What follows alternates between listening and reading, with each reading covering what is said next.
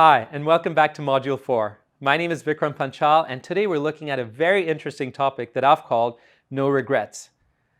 I don't know about you, but none of us will want to live our life with regrets, right? I mean, you don't want to hit 80 years old and look back on your life and remember about this dream girl that you'd met in your high school years that somehow you never had a chance to pick up the courage and go to talk to. Or maybe it was your dream house that you saw online and you wanted to buy and you had the money, but you hesitated, you procrastinated, and suddenly it was already up for contract. Or maybe it was having a job offer, an opportunity that came your way, and once again, you weren't quite sure about what decision to make and you hesitated on that and that job offer slipped you by. Or it could be making wrong choices or decisions that we regret. Whatever it is, we don't want to let our life pass us by and look back and only wish that we had made different life choices. It's kind of like the guy who got a tattoo on his arm that said no regrets, and then a few months later he regretted the tattoo and then had to get it taken off.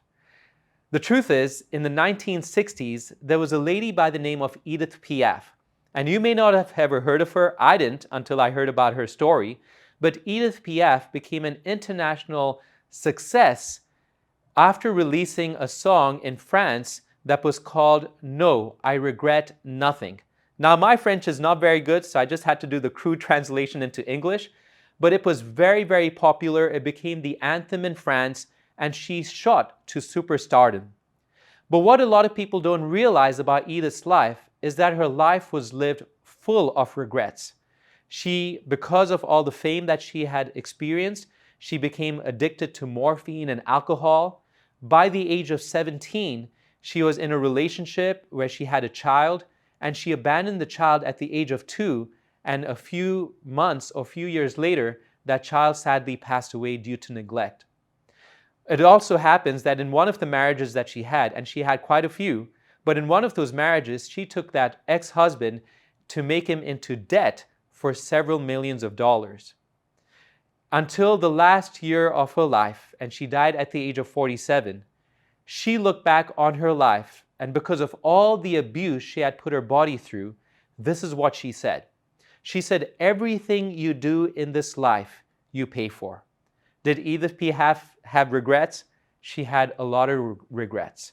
Choices that she could have made that she now looked back on that she wished she had made better decisions in her life. And the truth is that we all experience regrets in our life.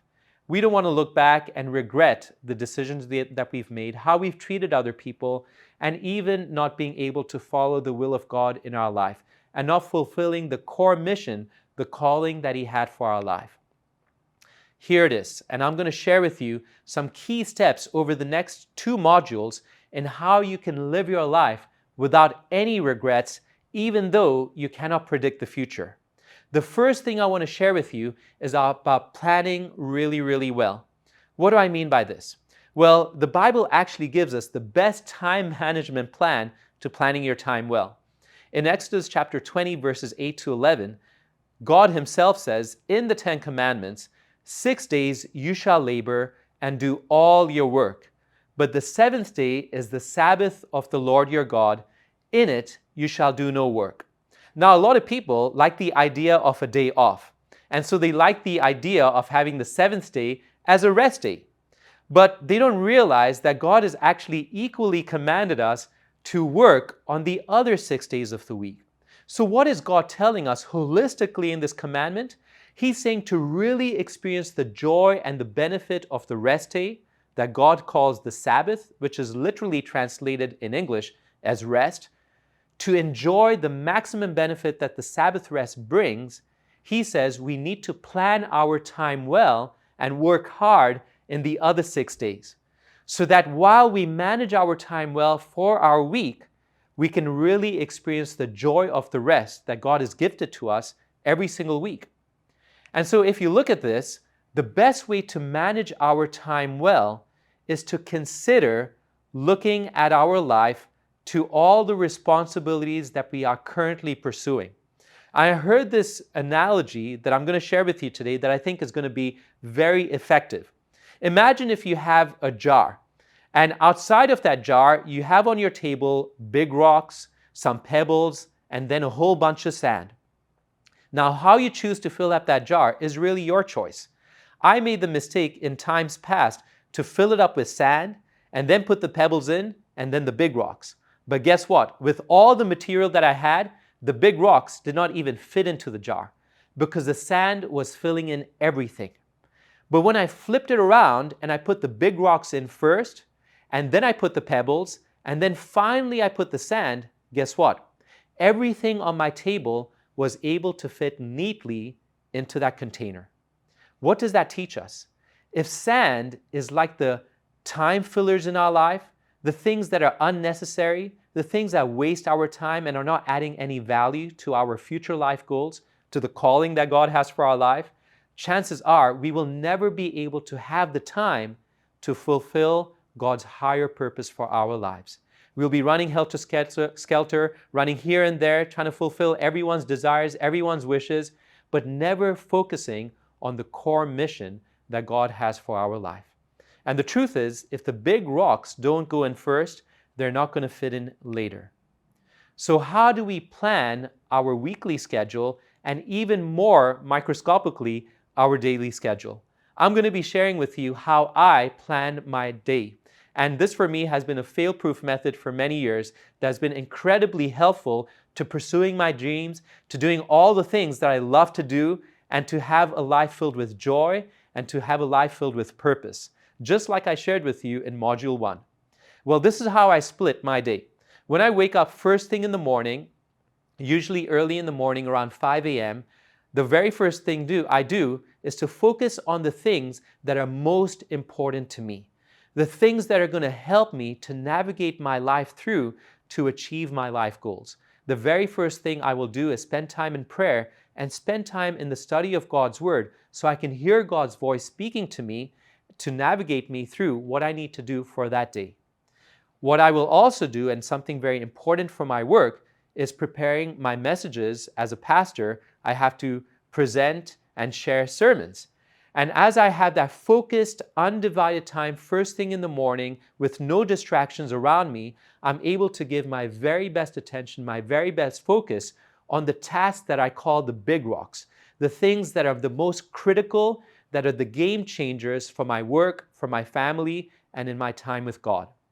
But once my kids wake up, it's just chaos. It's pandemonium. You've got to get the breakfast ready. You've got to change the nappies. You've got to help the kid as they're screaming, crying, asking for help. And you know how it is. And so I will spend my afternoon to make sure that my kids are well looked after alongside with my wife, giving us that time to make the food and prepare everything so that our schedule is well managed during the day and the kids are happy. And hopefully by the end of the day, they're still smiling.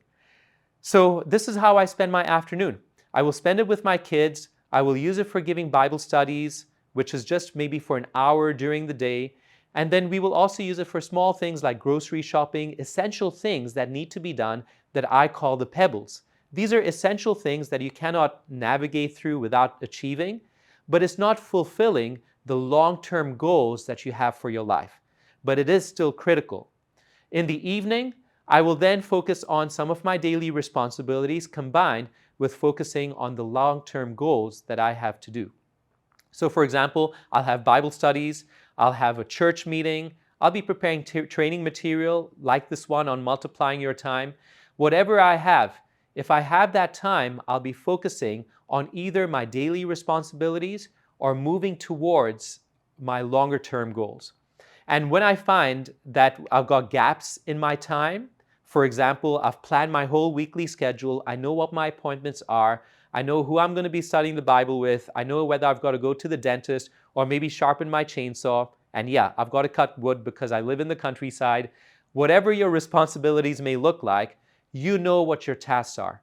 When you know what your week ahead is going to look like, you can also know where the gaps in time are. And what I mean by that is when you don't have any appointments, or when you don't have your kids to look after, or whatever it is, when you have those small gaps, if that gap in time is long enough, I'll be focusing on achieving my long-term goals, just chipping it away a little bit at a time.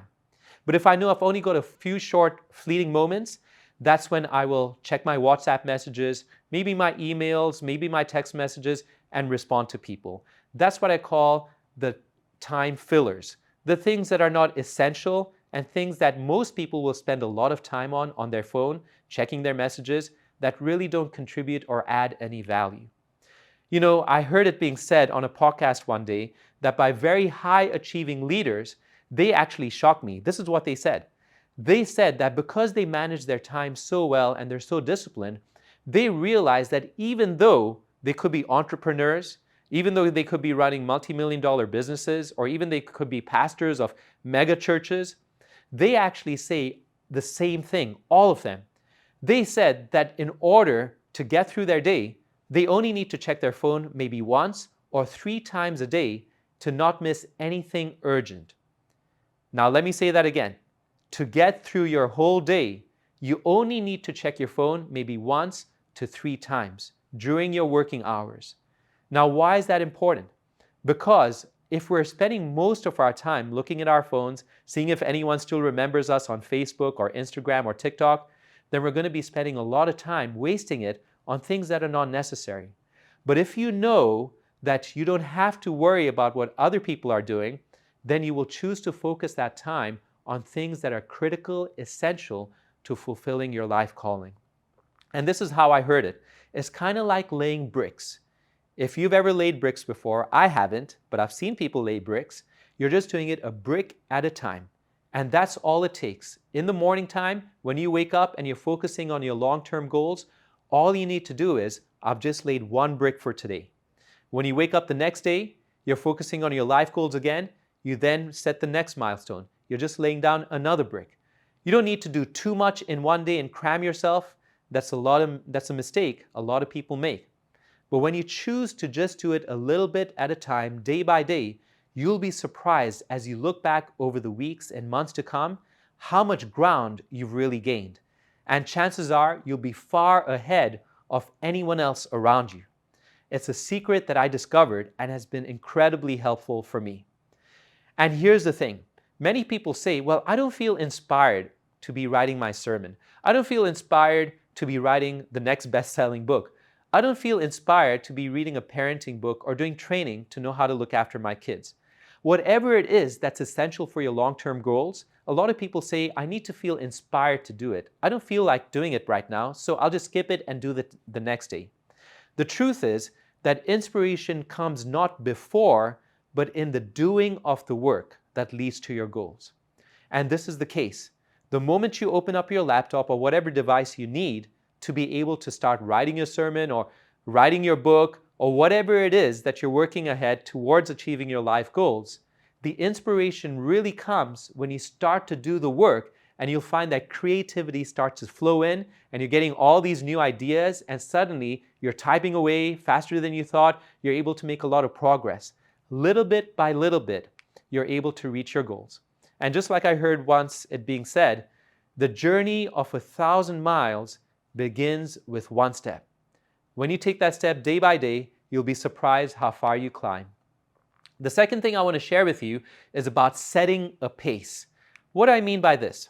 Well, we know that when Jesus or when God created the world, He made it in 6 days, and He also created an extra time block of 24 hours that was called the 7th day, right? So it took Him 7 days to make our world.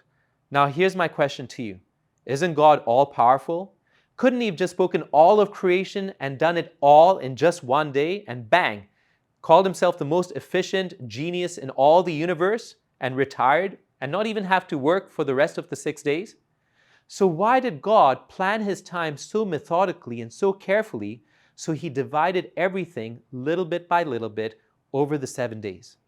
Well, I want to share with you because God knows, and He's setting an example for you and I not to overwork ourselves and try to do everything that we possibly can in 1 day. Even God, when He finished His work for that day, He said, that's it. I'm going to go home, back to heaven, sit on my throne and do whatever I need to do, right? Manage this universe, prevent that asteroid from hitting Jupiter. I don't know what else God has to do, but I'm sure He's got a lot on His plate.